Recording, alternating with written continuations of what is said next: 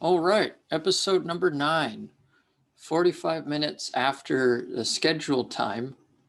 And sometimes that's the way life goes. It was about 8:20 p.m. Eastern time, and I realized, oh, I got to do my life. I forgot. And I was, working away, probably absorbed in Instagram or something like that, looking for amazing people to connect with. And then I get on here and Facebook. It was working here through Zoom, but it wouldn't let me make it public, and that kind of defeats the purpose of a live because it is just a recorded video, and there's something wonderful about it just being live. You're not doing any takes, you're not redoing any redos. Maybe someone will jump on, maybe they won't. Who cares? But the fact is, it's live, right? So it's just in the moment, spontaneous, and it's all about going through the eye of the needle and really letting go of the beliefs that are holding us back. So there's two things that I think are really interesting about this. And this is my perception. This is Matthew's world. When you're watching this, you're enrolled in my reality, at least to a degree, to whatever degree you wish to enroll yourself and absorb what I'm saying. And it's not that it's right or wrong, it's a perception. Everyone is simply having perception of reality. And some of those perceptions are more in alignment with what's real, what's effective, what's allowing for growth along the path of least resistance. And some perspectives are not. But ultimately, all roads lead to Rome. So it really doesn't matter who views what at what timing. At some point, they'll get home. They'll arrive at a place of deeper understanding and peace about themselves and what they stand for and all that sort of thing. So, it doesn't matter. It doesn't matter even what people think. It doesn't matter what we agree or disagree with because everybody's going to the same source. It's just a matter of how and when are they doing it. So this is simply my perception. So a couple things are coming to mind here. I'm going to touch on going through the eye of the needle and all the baggage you're going to be dropping along the way in order to fit through, right? Think of a door frame, right? If your body's too wide or if you have too much baggage that you're carrying, you might have a hard time fitting through that doorway, right? So, in some cases you have to slender down, and I'm not just talking, physically, but with the emotional baggage of life in order to fit through. And so many of us are carrying that and have been in the past, and a lot of you have let it go, let aspects of it go, but there's always more. There's always more to release. And there's a lot of ideas ruminating here right now for me to share.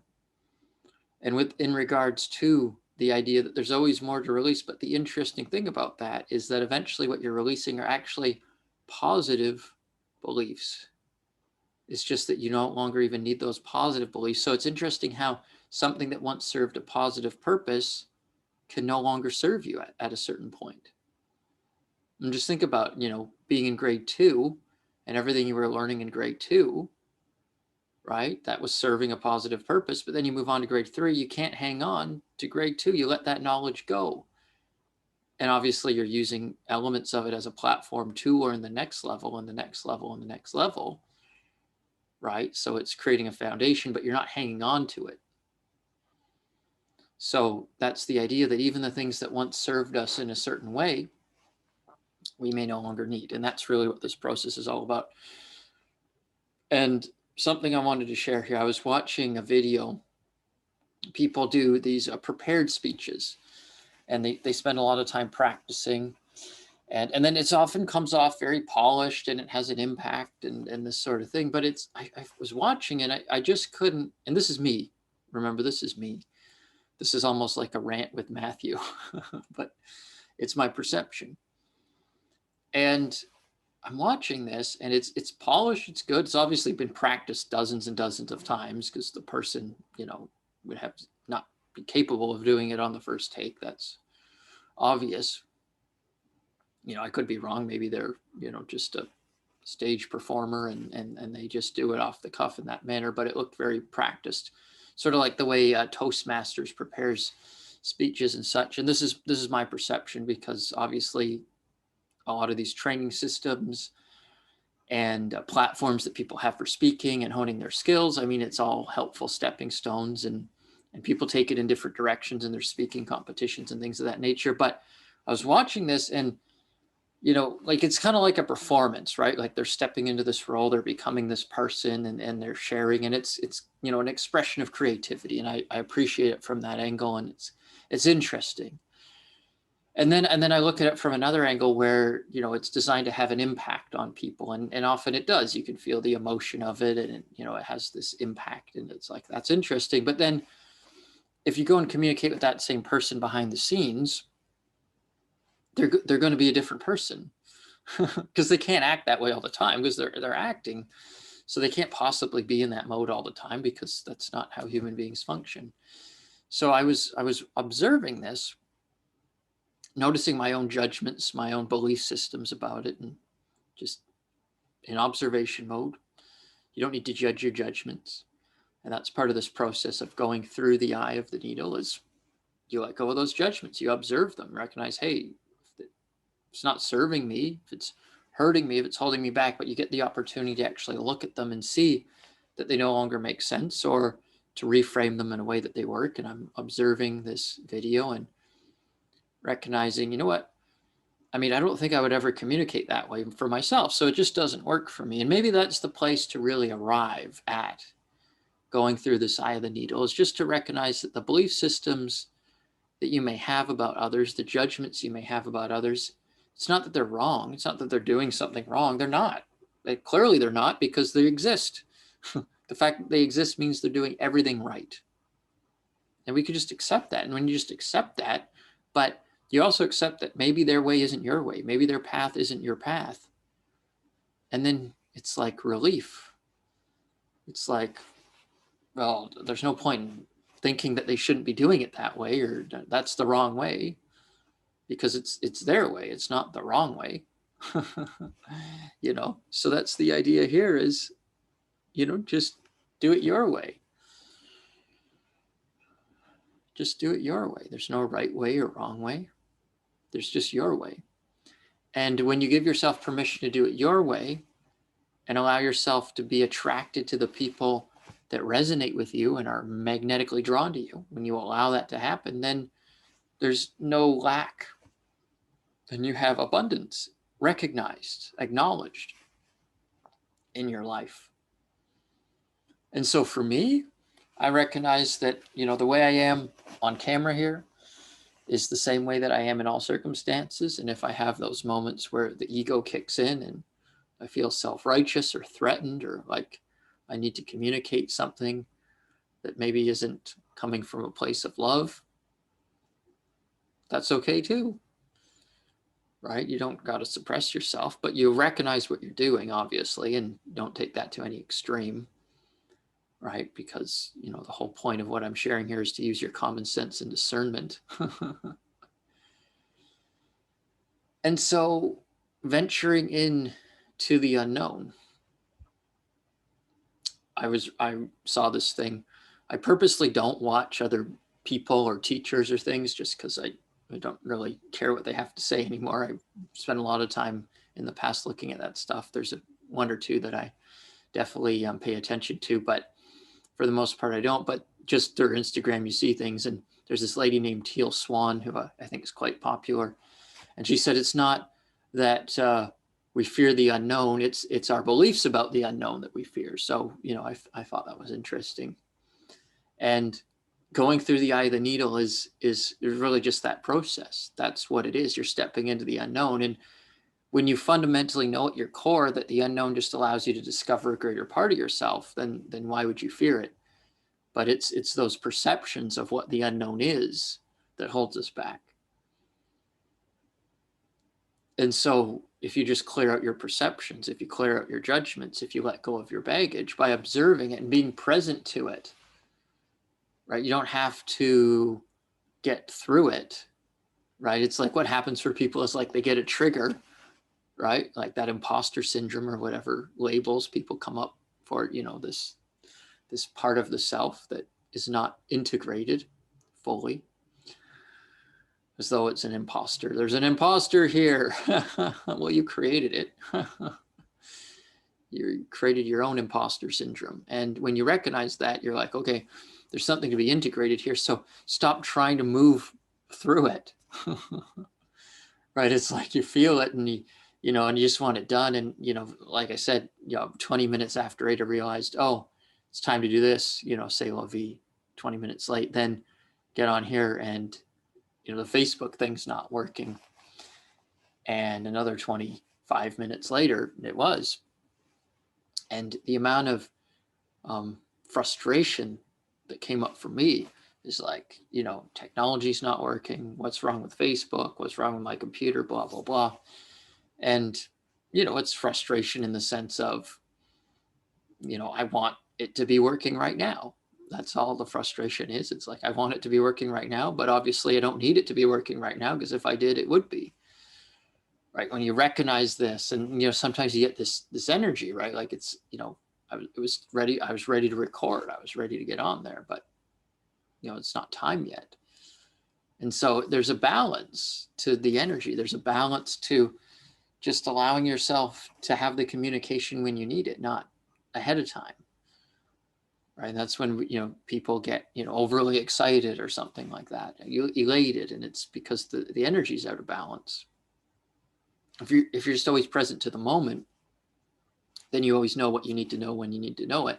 And that's always true, because even if you are in those elated states, even if you are not in alignment with reality and balance and what's conducive to everyone, that's still your journey, and that's still the perfect journey for you. And it's not something that you can logically correct. It's something you have to go through. It's like going through grade levels, right? So I created the experience of, Facebook not working the way I wanted it to. And I guess I could have, I could have gotten on my phone and just done it from there, whatever. Then I couldn't have the green screen. Then my screen would have literally been green, which, nothing wrong with that either. But the idea is, I'd prefer to do it this way, and time was not a factor. Yet we make time a factor, and time is not really ever a factor. Not clock time. Timing is always a factor. Timing is always an ingredient. But what is clock time? A belief. A belief. It's a belief. It's not like a real thing, like clock time, sacred, like it's almost like it's a religion. Right? Think about how we observe, this seems like more like a rant tonight, but I guess, that's just where my mindset is at. And if we really think about, our beliefs about these things, though, maybe it's not a rant. Maybe it's the downloads of the universe. Maybe it's my perception of how I see these things and how I'm seeing them differently as I'm communicating to you. Because we worship time more than like religion. Like, almost every human being on the planet worships time and money, right? But almost time more than money. And, you don't get time back, and, things can be a waste of time. And, you got to explore these beliefs.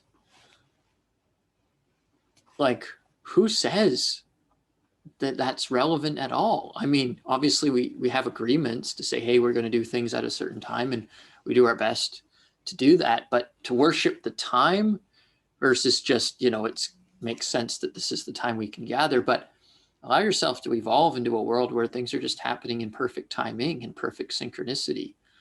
And when you get there, you get there, and that's the perfect time. And that's, I think, what native tribes and such, talk about the idea of what's the perfect timing is when you show up.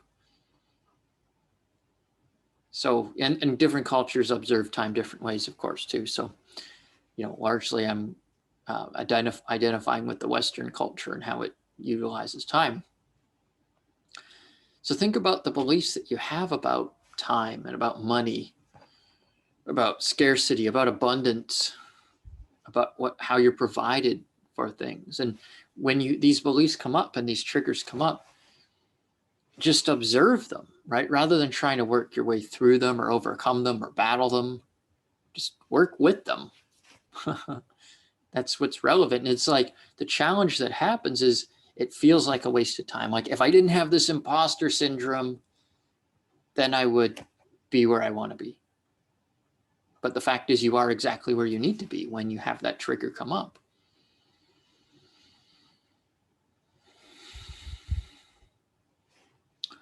So if you just embrace that and just be present to that, right? It's a negative belief. I need to kill it. No, you don't. You just need to look at it, right? Why is it there? Why have you created it? I didn't create it. My parents conditioned me. Well, you allowed that to get into your mind. Well, I was 6 years old. I didn't know any better. That may be so, but that's still the state of mind that you were in that allowed it into your mind. And that's great news, because if someone put it in your mind, then they have the power to take it out of your mind. But if you put it in your mind or allowed it to be put into your mind, then you have the power to let it go and to drop those bags. It must be this way, right? It has society. I don't know about society, but life itself, existence must function in this manner. Society fights it, right? Culture fights it, but existence itself must be self-empowered. It must. Otherwise, it couldn't exist. If existence was the victim of something outside of itself, would it, I mean, does that even make sense? That existence is the victim of something outside of itself? Something is imbuing its power upon existence that makes existence do things against its will? Some belief systems say, God's will, maybe. God has an angry side as much as a loving side. Some belief systems hold that. If that's in your mind, you really want to look at that. And I'm not here to offend anyone or any belief systems, but is that a belief that helps you? No, it probably is a belief that will keep you stuck or sick or failing in different ways. It shows up in different ways for different people. Some people get a large degree of success and then massive failure. Some people get virtually no success and constant failure because of their belief systems. All you have to do is be present to them, to look at them. And when they no longer make sense, they don't affect you anymore. But go to the core of like, what is existence? What is this? How does existence sustain itself? How does the planet sustain itself? Right? There's nothing imposing its will on the planet. I mean, you could say that people are affecting it, sure, but that's still their version of reality that they're creating. There's a version of Earth that's abundant and happy and healthy in all ways. Would you like to align with that? If the answer is yes, then stop fighting the things you don't like about your current reality and align with the state of being that you do prefer. And then you'll transition as you need to transition. And again, you're not even changing your state of being because you want a different reality. That just happens, right? If you want your reality to change, you can never really change your state of being anyway. So these are very essential things to look at in your life if you're on this fifth dimensional path. If you're not, or if you're not following this way, or this isn't resonating, you're probably not watching anymore. And then you don't have to follow it, obviously. And even if it does resonate, you don't have to follow it in the way that I say. I don't even project it in that manner. These are just ideas. See how it weaves into your life. This is my own experience speaking, my own observations of how my life is unfolded and what I experience day to day. Right? So if it is conducive to your growth and your success and your happiness, and it gives you a sense of authority in your own life, then go for it. Weave it in. You've got nothing to lose. All right, so I'll wrap it up. Join me tomorrow, Sunday, 2 p.m. Eastern Time, Phoenix Rising Masterclass. Not only do we bring to our awareness the beliefs that may have been holding us back in the past, the baggage that we may be holding on to, but we also let it go. We also transform it into gold, utilizing it as fuel for that transcendence through the eye of the needle, into the eye of the eye, the observer of all that is, whatever that means. Simply the idea that you don't have to be attached to your body. Your body's your vehicle. It's your vessel. It gets you where you need to be going here in this life mission, this life purpose of yours, which is simply to be the best version of you. And we'll be unlocking that in an even deeper way during the masterclass. So I invite you to join me. And if you don't have the link, you just let me know. If you do have the link, I'll see you there. And I love you all. This is a wonderful life, and there's only room for love. The more I recognize what I've been hanging on to and how it simply doesn't serve me to be judgmental, that's exciting. And all there is love, and that's really all we need, as the song goes. So I'll see you all then, and bye for now.